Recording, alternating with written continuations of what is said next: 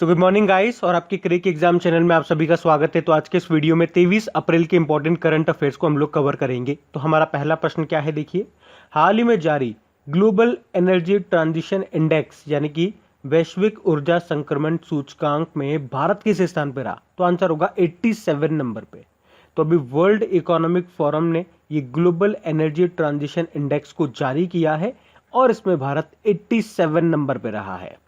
अच्छा, भारत तो रहा 87 नंबर पे। टॉप पे कौन सा देश रहा? तो पहले नंबर पे स्वीडन है, सेकंड नंबर पे नॉर्वे है, थर्ड नंबर पे है डेनमार्क। तो ये टॉप 3 कंट्रीज मैंने आपको बताई, ये ध्यान रखना। भारत की रैंक ध्यान रखना जो कि 87 है। और इस इंडेक्स को किसने जारी किया? वर्ल्ड इकोनॉमिक फोरम ने। अच्छा, वर्ल्ड इकोनॉमिक फोरम का हेडक्वार्टर कहां पर है? कोलोगनी स्विट्जरलैंड में है। और इसके अध्यक्ष कौन है? क्लाउस श्वेब है।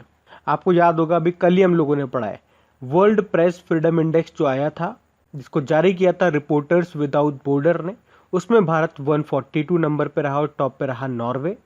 और अभी जो भ्रष्टाचार धारणा सूचकांक 2020 यानी कि करप्शन परसेप्शन इंडेक्स जो आया था, उसमें भारत 86 नंबर पे था। टॉप पे 2 देश थे, कौन कौन से? न्यूजीलैंड और डेनमार्क। उसके अलावा अभी इकोनॉमिस्ट इंटेलिजेंस यूनिट ने जो डेमोक्रेसी इंडेक्स लोकतंत्र सूचकांक जारी किया था, उसमें भारत 53 नंबर पे था और टॉप पे था नॉर्वे। तो ये सारे पॉइंट जो मैंने आपको बताया इंपॉर्टेंट है, याद रखना। बढ़ते आगे। फिर बताइए, हाल ही में अंतरराष्ट्रीय मातृ पृथ्वी दिवस यानी कि अर्थ डे ये कब मनाया गया? तो आंसर होगा 22 अप्रैल को। तो याद रखना, हर साल 22 अप्रैल को यह अर्थ डे के रूप में मनाया जाता है। तो पूरे विश्व में पृथ्वी को बेहतर बनाने के बारे में जागरूकता फैलाने और लोगों को पर्यावरण संरक्षण के लिए प्रोत्साहित करने के लिए ये पृथ्वी दिवस मनाया जाता है 22 अप्रैल को। और इसकी थीम थी रिस्टोर आवर अर्थ, हमारी पृथ्वी को पुनर्स्थापित करें। अच्छा, 22 तारीख से आप 2-3 डे और याद रखें, लगातार मैं आपको बताता हूँ। अभी अप्रैल चल रहा है, इससे पहले क्या आया था? 22 मार्च। 22 मार्च को हमने मनाया था वर्ल्ड वाटर डे। और अभी अप्रैल चल रहा है, अप्रैल के बाद क्या आएगा? 22 मई। तो 22 मई को हम मनाते हैं international day of biological diversity यानी कि जैव विविधता का दिवस। तो ये आप याद रखना। अब इंपॉर्टेंट डे वाला क्वेश्चन है, तो अप्रैल में जो इंपॉर्टेंट डे हम मना चुके हैं, एक बार मैं आपको रिवाइज कराता हूँ, आपको याद है तो मेरे साथ साथ बोलना। देखो, 1 अप्रैल को हमने उत्कल दिवस मनाया, 2 अप्रैल को ऑटिज्म अवेयरनेस डे और 2 अप्रैल को ही इंटरनेशनल चिल्ड्रंस बुक डे मनाया। 4 अप्रैल को इंटरनेशनल माइंस अवेयरनेस डे मनाया। 5 अप्रैल को नेशनल मैरीटाइम डे मनाया। 5 अप्रैल को ही हमने इंटरनेशनल डे ऑफ कॉन्साइंस मनाया था। 7 अप्रैल को वर्ल्ड हेल्थ डे मनाया। 10 अप्रैल को वर्ल्ड होम्योपैथी डे मनाया। फिर 11 अप्रैल आया, हमने राष्ट्रीय सुरक्षित मातृत्व दिवस नेशनल सेफ मदरहुड डे के रूप में मनाया। 11 अप्रैल को विश्व पार्किंसन दिवस के रूप में मनाया। और 14 अप्रैल को वर्ल्ड चगास डिजीज डे के रूप में मनाया। 15 अप्रैल को विश्व कला दिवस वर्ल्ड आर्ट डे के रूप में मनाया। फिर 16 अप्रैल को वर्ल्ड वॉइस डे मनाया। 17 अप्रैल को वर्ल्ड हीमोफीलिया डे मनाया। 18 अप्रैल को विश्व विरासत दिवस मनाया। 19 अप्रैल को वर्ल्ड लीवर डे मनाया। फिर 21 अप्रैल को राष्ट्रीय लोक दिवस नेशनल सिविल सर्विसेज डे मनाया था। और 21 अप्रैल को ही हमने विश्व रचनात्मकता और नवाचार दिवस यानी कि world creativity and innovation day के रूप में मनाया था। तो अप्रैल के सारे डे हम मना चुके हैं, इनको आपको याद रखना है। बढ़ते आगे। फिर है, हाल ही में किसने स्टार्टअप इंडिया सीड फंड योजना शुरू की है? तो आंसर होगा पीयूष गोयल ने। अभी सरकार ने स्टार्टअप इंडिया सीड फंड योजना का ऐलान किया और इसे अभी हमारे जो रेल और उद्योग मंत्री हैं पीयूष गोयल, उन्होंने शुरू किया है। अच्छा, इस योजना का मकसद क्या है? तो देश में नए नए स्टार्टअप्स को शुरू करने के लिए सरकार की तरफ से बिना किसी रुकावट के फंड दिया जाएगा और इस फंड की सहायता से लोग अपना स्टार्टअप शुरू कर सकेंगे। तो सरकार ने स्टार्टअप इंडिया सीड फंड के लिए 945 करोड़ रुपए मंजूर किए हैं और इस योजना से लगभग 3600 स्टार्टअप्स को फायदा मिलेगा। वैसे सीड फंड योजना की घोषणा प्रधानमंत्री नरेंद्र मोदी जी ने जनवरी महीने में ही कर दी थी, जब स्टार्टअप इंडिया पहल के 5 साल पूरे हुए थे। अच्छा, आपको याद होगा, अभी हम लोगों ने पढ़ा भी था कुछ दिन पहले कि नेशनल स्टार्टअप एडवाइजरी काउंसिल यानी कि राष्ट्रीय स्टार्टअप सलाहकार परिषद की बैठक हुई थी। उसकी पहली बैठक हुई थी और पहली बैठक की अध्यक्षता किसने की? पीयूष गोयल ने ही की थी। तो वो भी ध्यान रखना। पढ़ते आगे। अच्छा, बताइए, अभी हाल ही में किस राज्य में संपत्ति स्वामित्व योजना शुरू की जाएगी? तो आंसर होगा बिहार में। अब इस योजना में होगा क्या? तो इस योजना के तहत लोगों को उनकी संपत्ति का एक प्रॉपर्टी कार्ड दिया जाएगा, जिसमें उनके भूमि संबंधित पूरी जानकारी होगी और इस प्रॉपर्टी कार्ड की मदद से बैंकों में लोन की सुविधा भी उन्हें उपलब्ध हो सकेगी। तो ये संपत्ति स्वामित्व योजना को शुरू किया बिहार ने, तो ये रहा मैप में बिहार। देखो इसकी कैपिटल पटना है, मुख्यमंत्री है नीतीश कुमार और गवर्नर है फागू चौहान। यहाँ की पहली महिला डेप्यूटी सीएम कौन बनी थी? रेणु देवी बनी थी। वैसे यहाँ पे 2 डेप्यूटी सीएम है, एक तो रेणु देवी और तारकिशोर प्रसाद। अच्छा, बिहार दिवस कब मनाते हैं हम लोग? 22 मार्च को, जब वर्ल्ड वाटर डे भी होता है। अभी आपको याद होगा देश का पहला राज्य बना था बिहार अपनी टेक्स्ट बुक्स के लिए ई लाइब्रेरी तैयार करने वाला। उसके अलावा 2 हरित ऊर्जा कुशल शहर वाला भारत का पहला राज्य भी बना था बिहार, और वो 2 शहर हैं राजगीर और बोध गया। और राजगीर से आपको याद होगा पूर्वोत्तर भारत का पहला ग्लास ब्रिज बना है नालंदा जिले के राजगीर में। और अभी इथेनॉल संवर्धन नीति को लागू करने वाला देश का पहला राज्य भी आपका बिहार ही बना था। जबकि याद रखना भारत का पहला इथेनॉल प्लांट की स्थापना कहाँ पे की जाएगी? छत्तीसगढ़ में की जाएगी। अभी उद्यान महोत्सव 2021 का भी आयोजन किया गया था, कहाँ पे? बिहार में। और भारत का पहला और एकमात्र डॉल्फिन वाइल्ड लाइफ सेंचुरी ये बना है बिहार में, जिसको कहते हैं Vikramshila Gangetic dolphin wild life sanctuary. और अभी पटना में ही भारत का पहला डॉल्फिन रिसर्च सेंटर भी खुला है। अच्छा, मधुबनी पेंटिंग ये किस राज्य की है? तो बिहार की ही है। और किस नदी को बिहार का शोक कहते हैं? तो आंसर होगा कोसी नदी को। और याद रखना बिहार के भागलपुर में खुलेगा राज्य का पहला कछुआ पुनर्वास केंद्र। देखो यहाँ पे आपको वाल्मीकि नेशनल पार्क मिल जाएगा, राजगीर वाइल्ड लाइफ सेंचुरी आपको यहाँ मिलेगा, और कैमूर वाइल्ड लाइफ सेंचुरी भी आपको यहाँ पे मिल जाएगा। अच्छा, भगवान बुद्ध को ज्ञान की प्राप्ति कहाँ पे हुई थी? बिहार के बोध गया में ही। बढ़ते आगे। अच्छा, फिर बताइए हाल ही में प्यूमा ने किस क्रिकेटर को अपना ब्रांड एम्बेसडर बनाया है? तो आंसर होगा वॉशिंगटन सुंदर और देवदत्त पड्डीकल को। तो अभी ग्लोबल स्पोर्ट्स वियर ब्रांड है प्यूमा, और उसने क्रिकेटर वॉशिंगटन सुंदर और देवदत्त पड्डीकल को अपना ब्रांड एम्बेसडर बनाया है। वैसे अभी प्यूमा इंडिया ने हाल ही में रॉयल चैलेंजर्स बेंगलुरु के साथ भी समझौता किया है। अभी आपको याद होगा, देखो ग्लोबल स्मार्टफोन ब्रांड है टेक्नो, उसने भारत में अपना ब्रांड एम्बेसडर किसे बनाया था? आयुष्मान खुराना को। और अभी सोनू सूद से याद होगा पंजाब ने राज्य का कोविड वैक्सीनेशन एम्बेसडर इनको बनाया था। विराट कोहली अभी वीवो के ये ब्रांड एम्बेसडर बने थे, तो ये भी ध्यान रखना नाम। बढ़ते आगे। बताइए अभी हाल ही में किस राज्य ने अभी 22 से 29 अप्रैल तक स्वास्थ्य सुरक्षा सप्ताह घोषित किया है? तो आंसर होगा झारखंड ने। तो अभी झारखंड सरकार ने राज्य में बढ़ती कोविड-19 संक्रमण दर की श्रृंखला उसकी सीरीज को तोड़ने के लिए अभी 22 से 29 अप्रैल 2021 तक स्वास्थ्य सुरक्षा सप्ताह का पालन करने की घोषणा की है और लोगों को सलाह दी है कि वे घर पर ही रहें और अनावश्यक काम करने के लिए बाहर न निकलें। तो अभी 22 से 29 अप्रैल तक किस राज्य ने स्वास्थ्य सुरक्षा सप्ताह के रूप में घोषित किया, मनाया या मना रहा है? तो आंसर होगा झारखंड। अभी उत्तर प्रदेश से आपको याद होगा इसने सस्ती किराया आवास योजना को शुरू किया था।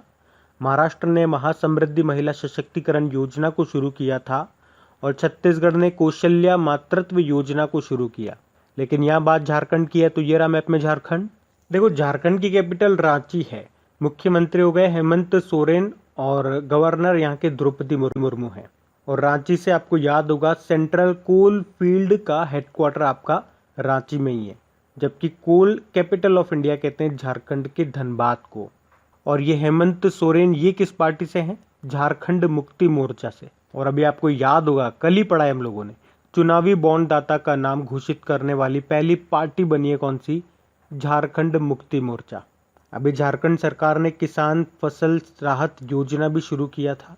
उसके अलावा भारत का पहला ड्रैगन फ्लाई जीवाश्म ये झारखंड में पाया गया, झारखंड के लातेहार जिले में। यहाँ पे आपको बेटला नेशनल पार्क मिल जाएगा, पलामाऊ टाइगर रिजर्व आपको यहाँ पे मिल जाएगा। और हमारे जो ट्राइबल अफेयर्स मिनिस्टर हैं अर्जुन मुंडा, उनका निर्वाचन क्षेत्र भी है खुंटी, झारखंड। बढ़ते आगे।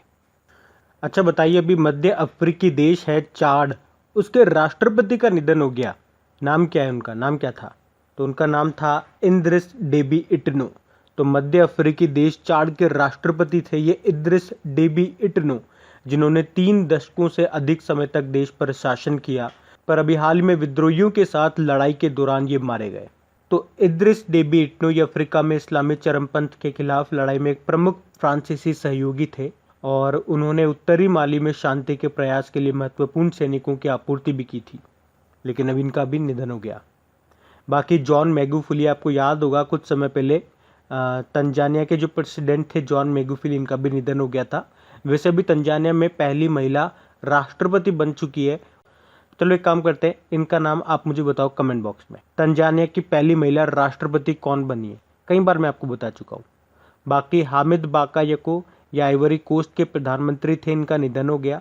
और माइकल सोमारे पापुआ न्यू गिनी के पहले प्रधानमंत्री थे ये, इनका भी निधन हो चुका है। यहाँ पे बात चाड की हो रही है, तो ये रहा मैप में चाड। इसकी जो कैपिटल है वो है अंजमिना। इसको प्रोनाउंस कैसे करते, क्या बोलते हैं? अंजमिना। करेंसी है सेंट्रल अफ्रीकन CFA फ्रैंक। और इसके जो प्रेसिडेंट थे इद्रिस डेबी इट्नो, उनका भी निधन हो गया। बढ़ते आगे। अच्छा बताइए, अभी हाल ही में यूनाइटेड किंगडम के द्वारा खोजी जा रही नई डिजिटल मुद्रा का नाम क्या है? तो आंसर होगा ब्रिटकॉइन।